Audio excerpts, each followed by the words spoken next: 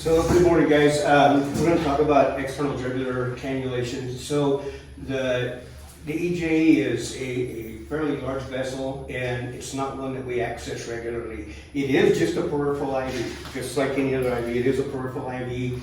It scares a lot of people because it's in the neck. It is a larger vein. You can access it fairly easily if you know where you're looking, and some people it's really easy to see, on others not so good. So shorter, thicker necks, much harder to find than on a thinner person. You can access either side, the right or left. I generally go by, I'm right-handed, I prefer the right side, so it makes it easier for me. I have access both sides. A left-handed person usually has a better shot on the left side. It's easier for them to do the left side, but again, you can use either side. So we treat them just like any other IV, basically. So we prep them with it doesn't have to be a sterile technique, just alcohol, just like normal. You can use chloroprep or whatever, but generally we just treat it like any other IV, other than a tourniquet. So that's where we have an issue, is trying to find it and being able to see it and do what we need to do. So I have the mannequin here to wherever you can see it. It's very easy to see here, but I'm going to put a couple of people on this gurney so that we can look at them and see the difficulties in finding them. There's a little difference between this and the gurneys in the urgent care. You guys are ERs. You have a little added benefit with those gurneys because you can raise them up, and Trendelenburg are really nice. These don't Trendelenburg like that.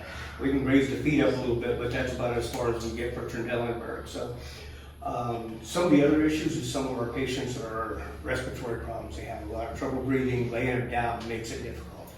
So you can still Trendelenburg them to a degree in the urgent care. If they're sitting up, set them like a 45 and raise the bed up and you tilt it back, and you still kind of get a little bit of that effect. Not as good as if they're laying flat, but the preferred is if you can put them in a little bit of a Trendelenburg, it makes things much easier. So again, like I said, we treat it just like any other IV. I'm also going to show you a technique with a syringe so that you can access it if they're really hypotensive. A lot of times getting a flash in your IV catheter is really difficult. So attaching to a syringe to it and treating it like a central line, you can get a flash much easier, and you know when you're in. It really helps to benefit your access with that. Any questions so far? No? So the EJ starts along the angle of the jaw. Starts right here. I've got a picture on about the fourth page or so showing it. It starts right at the angle of the jaw. It's where the retromandibular and post-auricular vein join and form your EJ, and it runs basically straight down posterior to the sternocleidomastoid muscle. Kind of runs straight down there, and it'll tie in. It ties in down there to the subclavian. So it's not a real long vein, but it's fairly large, and access is fairly easy once you know where it's at and where the anatomy is. And yes, I have missed them. Chad will verify that. I have missed them. He's seen me miss them, and he makes sure that I know that regularly. So how many have Chad missed? Chad can do it. EMTs cannot do that. Oh, so okay. paramedics are allowed to do it. Nurses are with training, they can do it, okay. which is why we're doing this. Doctors, I think, have no problem doing that. Central lines. Medics used to do central lines. They've taken that away from us in the last couple of years because of the IO drill. Oh. So if I got in a bind, I would probably still stick a central line and then beg for forgiveness afterwards. But anyway, that's they are there. They're peripheral line. You can infuse anything through them, just like any other IV. So difficulties with this. Like I said, harder to get a flash sometimes. We're going to do a demonstration here in just a minute. I'll bring somebody up here, whoever wants to lay on this gurney here in a minute too. You can get to it easy. Get over here. She's turned to the left. She's got a great EJ right here. Very easy to see. but we're gonna utilize the other side right here, so the thing is, what I see a lot of them do, I'm sorry. Yep. What I see a lot of them do is they lay them down and they turn their head like this. And you've just set yourself up for failure because everything disappears. So if you come in just a slight turn, and then your EJ runs right here, and it runs right up to the angle of the jaw. It's fairly straight most of the You can time. see her really good. So Good job, Donna.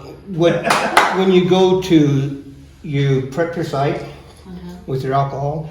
When you go to start it, if you'll take one finger down here and just press, it will back that blood up similar to a tourniquet. When you got because when you press like there, pull up a little bit and that vein will stay right there, and then you can access it right here. This is also considered an EJ. It's I forget the name of it. It's a posterior EJ or something like that. But it's a smaller vessel than the main EJ. Prepping them, then we're going to access it just like any other one. I'm not going to poke you. I would do it for the team. Do it for the team, Donna. So these, you're going to do a little slower flash. This is the IV catheters that we normally use, but again, put your finger on there, pull it back, access it the same, just right here. Remember your flash might be a little slower, so give it a second, and then you'll get the flash and thread it in. Tourniquet it off like this, put your hep lock on, or just hook your tubing, whatever you're going to use. You can draw blood through them just fine. You usually don't need a tourniquet effect to draw blood unless they're very hypotensive. So I've drawn blood for labs and everything out of those multiple times. Very easy to do. Some of the other difficulties, if you miss, get a hematoma there really well, a lot of bleeding. You can actually get down far enough to create a pneumothorax. I have seen that one time. I don't know who did the IV attempt. I know where it was done, but I saw that one time, and it's been, well, I was working at ER in Safford, so it's been 9 or 10 years ago that I saw it. They actually created a right pneumothorax by digging down too far. So if you think about it, your clavicles are right here, but your lungs actually come up above that. So your lungs come up in there, so you actually can get deep enough to catch a lung. It's rare, but it has happened. Deep enough. Deep.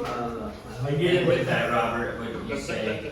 Remember, it's a peripheral line, so if you're going too deep, if you're digging... If you're digging that deep, you're yeah, on the right it spot. is a peripheral line. It's not very deep to that.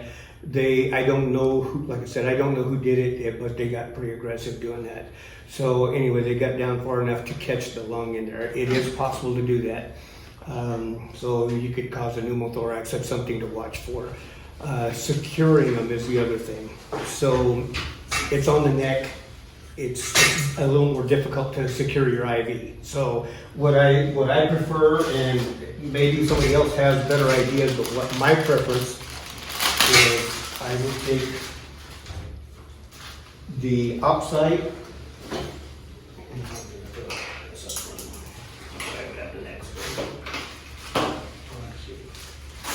Donna's gonna hate me. You're assuming she doesn't already. So my preference is whenever I secure these, I take my catheter and we'll put it right here, like so, and I secure them just like normal.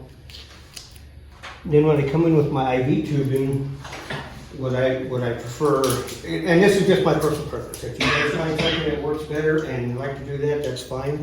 This goes up to your IV bag. What I do is I come in with my tubing, hook it to the catheter, and I generally bring it around the ear and then secure it. That's a good idea. Yeah, there we go. So what that does is it keeps your IV tubing from kinking right here, and you have access to your ports right there so that you can get to them. And it just, and that's the way I prefer to secure an EJ, and then your tubing hangs here. Keeps it secured out of the way. You have access to both your ports here. You can run your meds or whatever you need to do through that. And it keeps it out of the way so that when they turn, it's not catching on anything.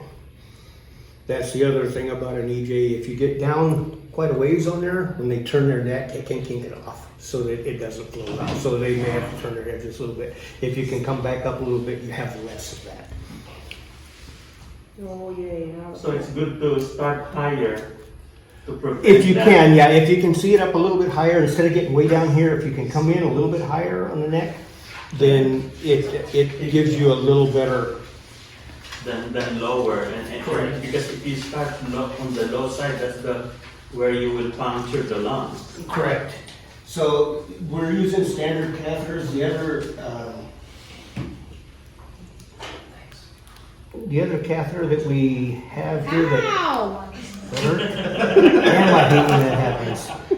That's the worst part.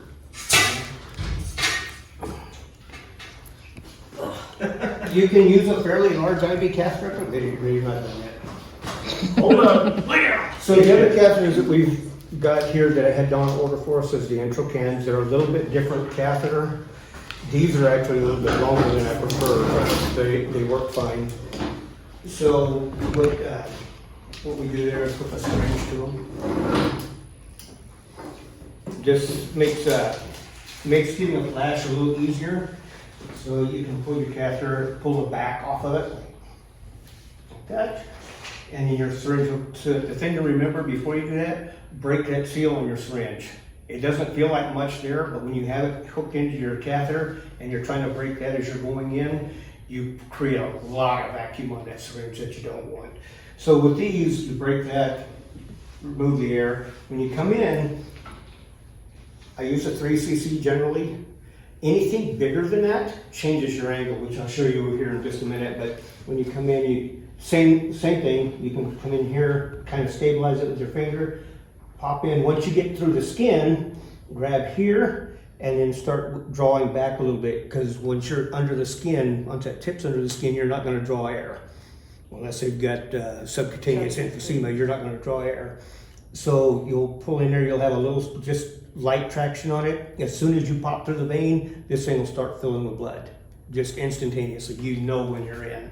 So it makes things much simpler knowing that you're there. If you get a larger syringe, I might have a 10 here. If you go to something like this, your angle, instead of being flat, now you have to angle like so to come into it, and it changes your changes your angle to where you're coming in much steeper than you're used to, and you can go through your vein without. Did that hurt? Yeah. I barely touched it. You can get a blood sugar now. No, I can't get a blood sugar. We didn't do it that well. As a So general, anyway, plan to say oops out we do loud. have these available here, but we've only got a few. Yeah. So I just had to order just a few because we don't use them regularly. So instead of buying a bunch and having them expire on us, you can also use these as a regular IV. They are just a regular IV catheter. So that's the second option. If they're hypotensive and you're having trouble, you can go to these and use them like a central line and get them, but keep to a small syringe to keep your angle flatter. So Robert, would you say in general, most of the time you just use a syringe when you're doing them? No, actually, I don't. You don't? I don't. Okay. No, it's just it takes a little longer to set up. If I'm doing one, generally I'm in a rush to do it because I can't get anything else and I really need a line. It's not a vein that we just automatically go to. So, you know, this is one where you've looked elsewhere or you've tried several times, you can't get an IV, you don't really want to drill them, or there's some reason you can't drill them, you can go to the EJ. Also, if they're going to be admitted somewhere, you can leave an EJ in where an IO can only be 24 hours. It has to come out. These can stay in just like a peripheral IV. So they can stay for a couple of days before they'll change them out without any issues. Questions from anybody? Is it gauge again 18 or 16? These are 18s that I'm showing you right now. You can use any catheter. I've put 14s in them. I came in with a code here out of Clifton with a 14 in the EJ. So you know it's whatever you're comfortable putting in. You can use an 18. It's fine. You can do pretty much anything through an 18. You can infuse anything you want to. You can put blood through an 18 pretty rapidly. If they're really hypotensive and they're going to need transfusions, a 16 is probably better. But you know, if you're not comfortable with the large bores, the 18 is absolutely fine. If you do stick an EJ, don't put one in the other side. One EJ is sufficient. If you're going to put two lines, try and find one somewhere else. Don't come in with bilateral EJs or do bilateral EJs. I know it has been done, and I know of one doctor that has done it. I would not do that. I've been told you should not do bilateral EJs. Why not? Oh, God, for one, they're When staying it like blows, this. it's Yeah, I mean, You've you've got both sides of the neck tied up, they're big vessels, they're right up. You do right have up to at still the drain brain. the head. You're looking to set yourself up for all Yeah, that you stuff. wouldn't- Infections and stuff. Infection Yeah. and So, it's not a good idea to do bilaterals. So a single, whichever side, if you blow one, go to the other side, that's not a problem. But, and it does happen, people, you gotta warn them that you're gonna do that, they will yank their neck. when you Unless touch they're their neck. unconscious. So, yeah, And just even real quick, unconscious sometimes. for the providers too, Dr. Gosso and those maybe watching later, we do have central line kits, if needed. And the other thing, there's some pretty decent research, it's coming more into favor.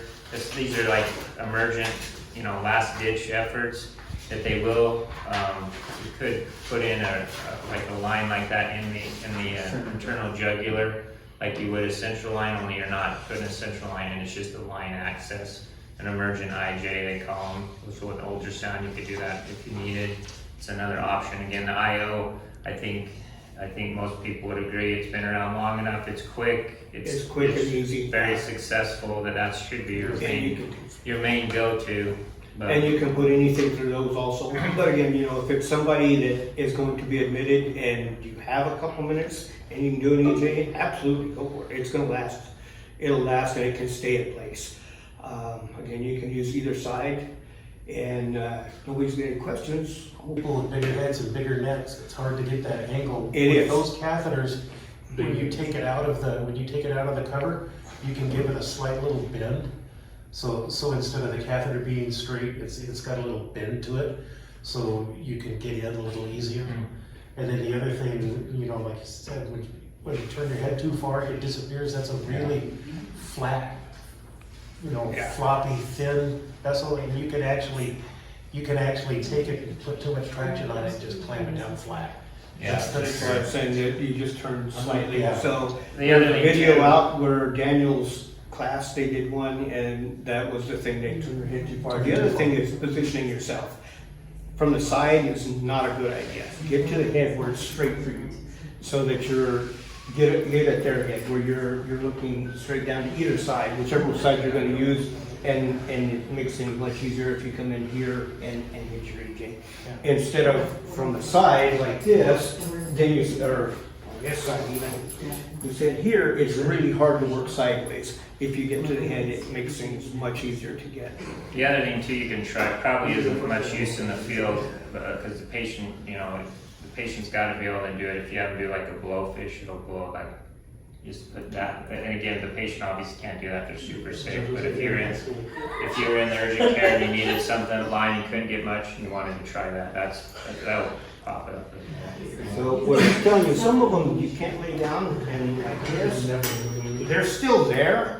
It's just a little more difficult, plus you're leaning over things to do that. But it's still there, it's still right there. It's a little harder to see, a little harder to get fluff up, but it is there. And you just gotta pay attention to the better lighting you Yeah, get. light from the side gives it a bigger shadow. Yeah, and then, again, we don't have Trendelenburg on these, we can raise the feet a little bit, but it only comes up about that much on the feet. But if you can Trendelenburg them, it really makes things much easier. So bring the bed all the way up and then drop it down to the height that you need it, the head. girl. So get that down where you're comfortable and you can go in there, because you may be there the first few seconds doing that. So if you're having to stand there for any length of time, you don't want to make it to where it's comfortable for you. So come on up and take a look at Donna's EJs, and then we'll get somebody else up there and I'll